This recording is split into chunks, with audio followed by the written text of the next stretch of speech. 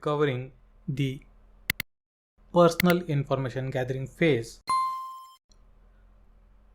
Personal information gathering. We'll start with personal information gathering with passive mode or passive methods.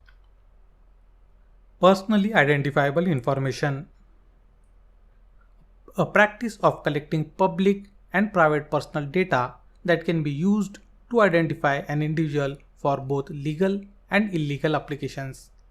Any information that can be used to distinguish or trace an individual's identity.